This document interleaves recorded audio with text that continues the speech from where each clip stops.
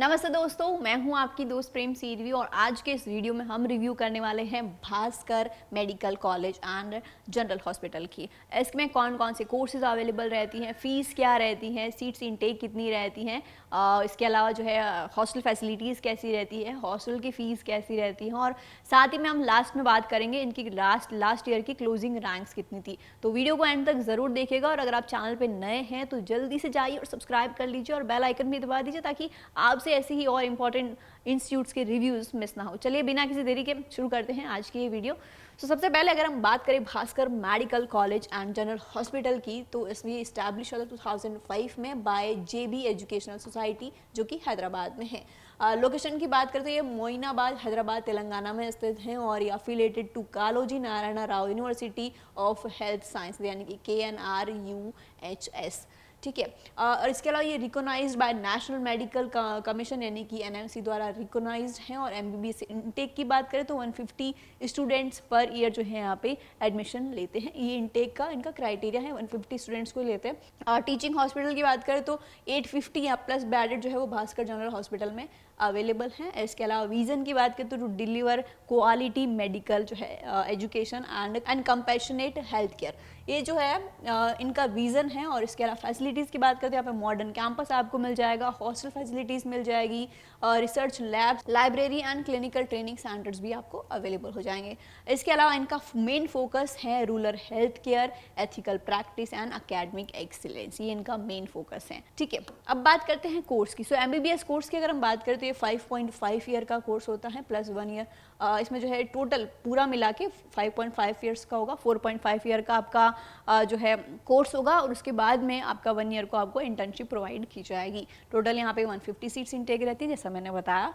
इसमें कन्वीनियर कोटा के अंदर जो है 75 सीट्स इनटेक रहती हैं और मैनेजमेंट कोटा में भी 75, दोनों मिला के 150 सीट्स जो है वो इनटेक रहती हैं। अब बात करते हैं कैटेगरीज में, अब इनको डिवाइड करते हैं। सो कैटेगरी ए में 75% सीट्स जो रहती है, 50% सीट 75, और कैटेगरी बी में 52 सीट्स रहती है जो कि 35% है, और कैटेगरी सी में 15% रहती है जो कि 23 सीट्स है। और इसके अलावा नीट यूजी का स्कोर भी के भी बेसिस पे आपका जो है सिलेक्शन होगा। अब बात करते हैं एलिजिबिलिटी की। एलिजिबिलिटी के लिए आपको 12th पास होना कंपलसरी है। इसके अलावा आपके फिजिक्स, केमिस्ट्री, बायोलॉजी, इसके अलावा बायोटेक्नोलॉजी और इंग्लिश सब्जेक्ट होना कंपलसरी है। और उसी कैंडिडेट्स का जो है वो 50% मार्क्स होने चाहिए साइंस सब्जेक्ट्स में। और इसके अलावा जो है BC SC ST कैंडिडेट्स के लिए जो है वो 40% से कम नहीं होना चाहिए साइंस सब्जेक्ट में। इसमें जो है ये दोनों जो है वो क्राइटेरिया आपको ध्यान में रखना। और इसके अलावा नीट यूजी के स्कोर्स भी आपके मैटर करेंगे, आपको क्वालिफाई होना पड़ेगा। अब बात करते हैं फीस की। फीस की बात करें तो यहाँ पे कैटेगरी ए की रहेगी 60,000, कैटेगरी बी की 11,55,000 रहेगी, और कैटेगरी सी की रहेगी up to 2 times of category B यानी कि इसका डबल जो कि होता है 23,10,000। ठीक है, ये हो गई फीस की बात। अब बात करते हैं सर्टिफिकेट्स। यहाँ पे आपको सर्टिफिकेट जो है वो कौन कौन से रिक्वायरमेंट होगी ये देखिए, पूरी लिस्ट है, आप चाहे तो स्क्रीनशॉट भी ले सकते हैं इसका। सबसे पहले तो allotment order, NEET hall ticket, NEET rank card, SSC CBSE ICSE certificate, जो भी आपका ICSE 10 की मेनली 10th का सर्टिफिकेट वो बोल रहे हैं। 10th का सर्टिफिकेट जिस भी बोर्ड से आपने कंप्लीट किया है आपको सबमिट करना रहेगा। 12th का सर्टिफिकेट, इसके अलावा 12th की TC आपकी, और इसके अलावा जो है बोनाफाइड और study certificate from 9th to intermediate, आपको जो है 9 से लेकर इंटरमीडिएट तक का आपको सर्टिफिकेट्स जो है वो प्रोवाइड आपको देना है। और इसके अलावा माइग्रेशन फॉर्म की रिक्वायरमेंट होगी if required other than boards और इंटरमीडिएट एजुकेशन तेलंगाना। इसके अलावा जो है equivalence certificate of class 12th और कास्ट सर्टिफिकेट इफ़ रिक्वायर्ड। इसके अलावा bank guarantee for second year tuition fee, आपको ये भी सर्टिफिकेट भी देना पड़ेगा। B and C कैटेगरी के लिए कैंडिडेट्स के लिए अप्लीकेबल होगा। इसके अलावा NRI, अगर आप NRI कैंडिडेट है तो आपको NRI स्पॉन्सरशिप लेटर भी देना होगा। इसमें आपको NRI जो है sponsorship certificate, copy of NRI bank account passbook, इसके अलावा copy of passbook of NRI financial supporter and NRI status certificate of the financial supporter issued embassy. Okay, ये सारे ये जो है वो ध्यान रखना है NRI कैंडिडेट्स को। और बाकी को सबको जो है ये चीज़ों का ध्यान रखना है, सारे सर्टिफिकेट जो आपके पास होने चाहिए।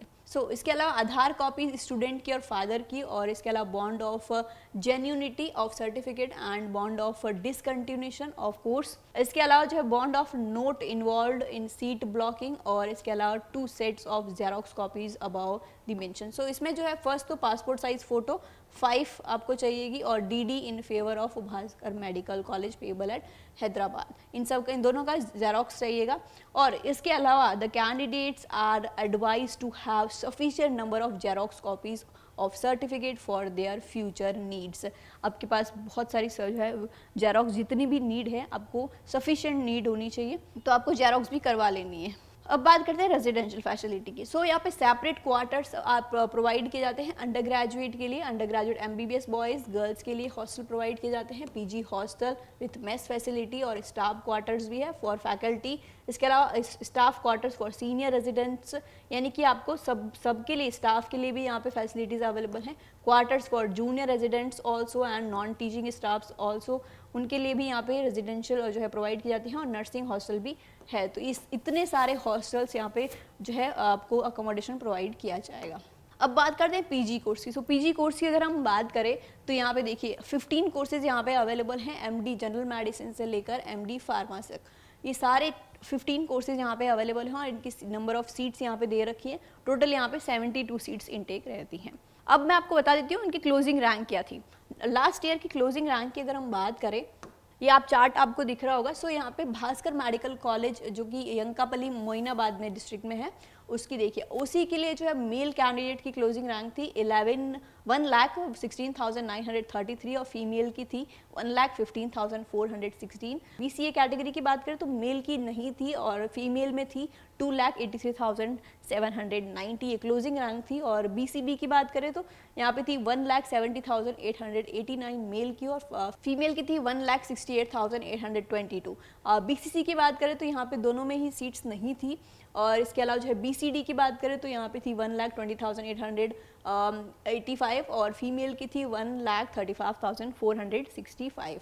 अब बात करते हैं EWS की बात करें तो यहाँ पे मेल में क्लोजिंग रैंक नहीं थी, और फीमेल की बात करें तो 1,18,062, और SC की बात करें तो मेल कैंडिडेट्स के लिए 2,62,281, और फीमेल की थी 2,65,643। नेक्स्ट है ST कैंडिडेट्स की बात करें, इसमें मेल की क्लोजिंग रैंक थी 2,68,760, और फीमेल की थी 2,68,807। ये आप देख सकते हैं सारी क्लोजिंग रैंक दे रखी है इनकी कैटेगरी के हिसाब से, लास्ट ईयर की है ये।